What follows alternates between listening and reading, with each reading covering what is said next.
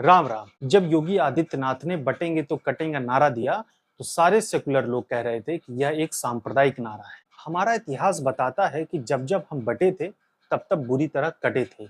एक बार फिर हम बटने के कारण ही खतरे में हैं। कि 712 ईस्वी में मोहम्मद बिन कासिम ने सिंध के ब्राह्मण राजा दाहिर सेन पर आक्रमण किया।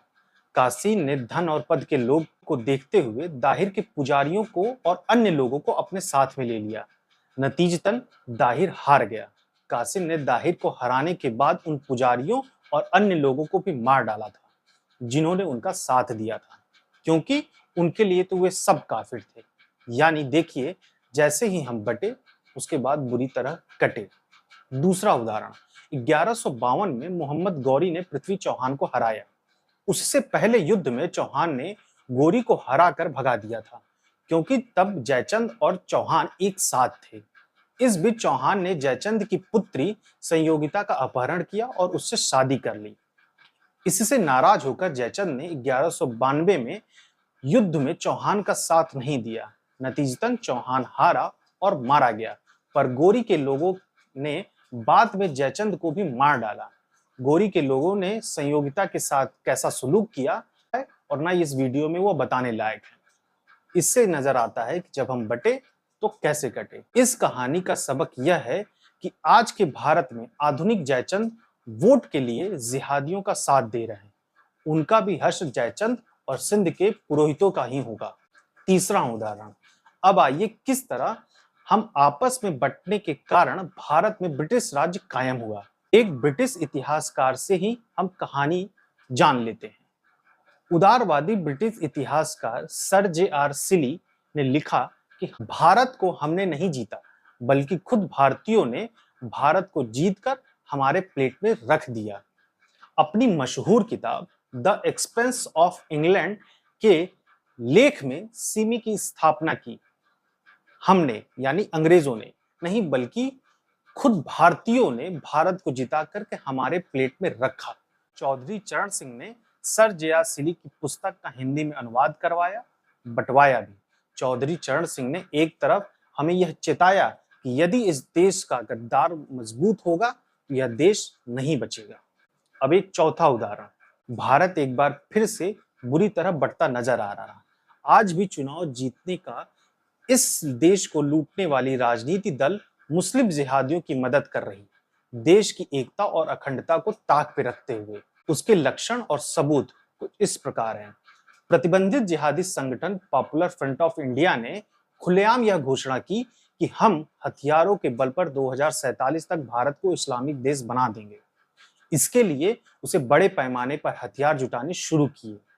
उनके हजारों सिपाही तैयार हैं। पॉपुलर फ्रंट ऑफ इंडिया के राजनीतिक संगठन एसडीपीआई सन 2018 के कर्नाटक विधानसभा चुनाव में कांग्रेस का साथ दिया।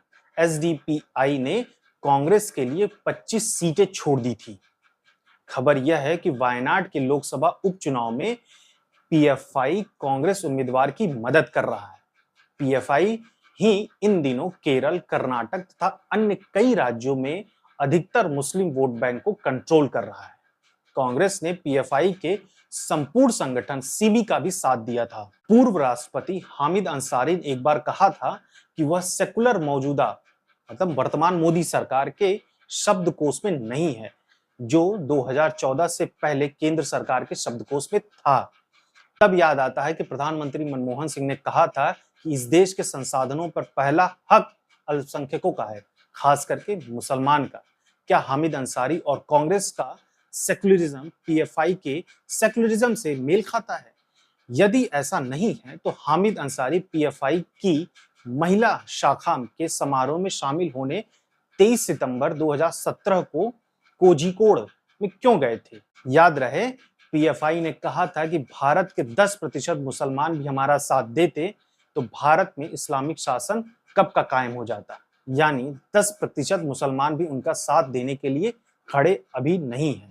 हाँ, वैसे ही 92% मुसलमान 2024 के लोकसभा चुनाव में उत्तर प्रदेश की सपा कांग्रेस को वोट देने के लिए जरूर साथ दिया।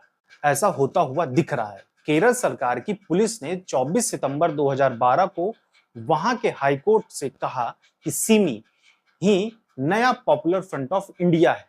केरल पुलिस के जीडीपी ने सीपीएम के मुख्यमंत्री के सिफारिश की थी कि वह पीएफआई पर प्रतिबंध लगाए, पर मुख्यमंत्री ने कहा कि हम उससे राजनीतिक रूप से लड़ेंगे, प्रतिबंध नहीं लगाएंगे। प्रतिबंध बाद में मोदी सरकार ने लगाया। जिहादी छात्री संगठन सिमी के बारे में जान लीजिए।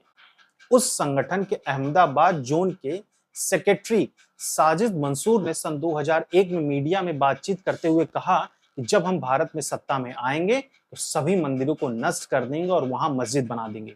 सिमी के एक दूसरे नेता ने मीडिया से कहा कि लोकतांत्रिक तरीके से भारत में इस्लामिक शासन संभव नहीं है, इसलिए हमारा एकमात्र रास्ता जिहाद का है।